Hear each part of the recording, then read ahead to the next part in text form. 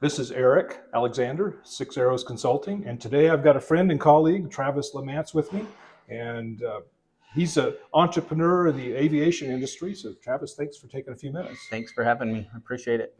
So, let me give you the context on why we're going to have this quick conversation. A couple months ago, we were in a discussion with some finance people and some entrepreneurs like Travis about the relationship of the CFO and the CEO, and he had an interesting way to discuss one of the aspects that's important in that relationship. So I'll just let you go. Yeah. Well, that story strikes a chord with a lot of people because a lot of people relate to a visual clue on ideas, right? Mm-hmm. So I actually learned this from another guy, but the expression is, "Don't bring me a dead cat without a shovel." Wait, say that again. Don't bring me a dead cat without a shovel. And at that point, the conversation broke out in laughter. All right. and that's why it works. It's a memory trigger. And basically the concept's pretty simple. If you have a problem, I want you to bring it to me, but I want you to bring it to me with a solution. Obviously, you got a dead cat, you got a problem, the solution is a shovel. And so all of my team and guys that work with me, we ask each other all the time, is that a dead cat? And we know exactly what we mean. And we all get each other trained to not bring someone else a problem and just hand it to them without a solution. And there's lots of other ways to say it. I think Mr. Ramsey uses circus monkeys climbing off your shoulder onto the desk. And there's a lot of other ways to say it, but that's a good one that's funny, that sticks in your memory, and an easy way to remember not to bring somebody a problem and just hand it to them without some options and solutions for it. So really memorable, and that's one of the things I like about it. In fact, one of the other folks that was in that conversation brought it back up today using that very same language. So memorable. I was sharing that you had shared that with somebody else, and he said, well, he'd heard it expressed as the principle of 1, 3, and 1. And let me see if I can say it right. You straighten me out. One is bring me one problem, bring me 3 potential solutions, and 1 recommendation, and what you would suggest out of those options. Yep. That's exactly right. And conceptually, it's the exact same thing. It's just, for me, I like visual pictures. Right. So that's a lot more vivid than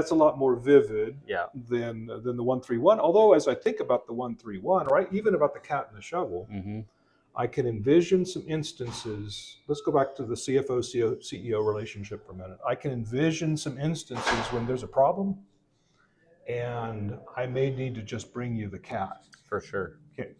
You want to elaborate on that? Well, it's true. I mean, you get your team trained up to always bring you solutions to a problem.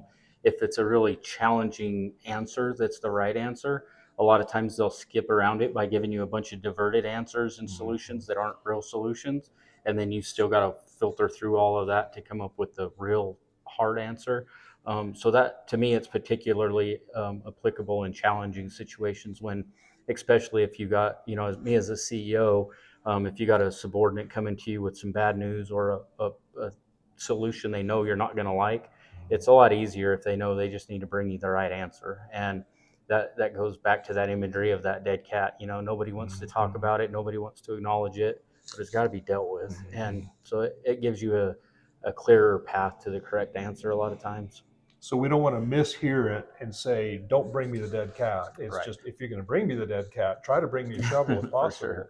I can think of 2 other instances. One, you said if it's really significant, we may be challenged with bringing you the potential challenging solutions. I can think of 2 other instances I may need to just bring you that cat. One is it's very urgent. There's a calamity and it's happening right now. And I don't have time to go formulate some solution possibilities, even in my area of responsibility. I may need to let you know right now. For sure. The other would be maybe it's an area, I see a problem, but it's outside my area of responsibility. Okay, so you're in aviation. Let's say I'm your finance person and I'm walking through the hangar and I see fluid all over the hangar floor. For sure. I could guess at solutions, but what's more important in that instance is you know about the problem so you can find the right person to bring the shovel. Exactly. And in the aviation world, we practice something in the cockpit called CRM. It's crew resource management. But we also take that out of the cockpit and put it across the whole company. And so that's leveraging all your resources, and everyone knows that if there's a problem, it's their job to address it, bring it to someone's attention. And provide possible avenues to solve it in a timely, efficient manner. And so it's universal. It's not just between a CEO and a subordinate. It's peer to peer. Sure. It's cross departmental. That's good. It's just a company operating system where if there's a problem, whether it's your direct responsibility or not, it's if you identified it, it's still your responsibility to bring it to light and offer solutions and helpful path on solving the problem. I like that. Yeah. So I really like that vivid way of putting it. Even if in practice there's a little more nuance around it, that still conveys some urgency and also a sense of me taking responsibility for being part of the solution and not just saying, "Hey, boss, you need to deal with this." Right, shovel this off on you. And I think every company has at least one or two people that are kind of the dumping ground for problems because they know they have the tenacity to go solve those problems. And this helps prevent those kind of clogs with those problem solvers in the company, because the next thing you know, you go open their office, it's full of dead cats because everyone comes and throws them in their office. And this is a way to help distribute them around for the correct people to address them. Spread around the dead cats. Yeah, okay. exactly. So Travis, thanks so much. Yeah. Lots of good stuff to think about here. Thanks for listening.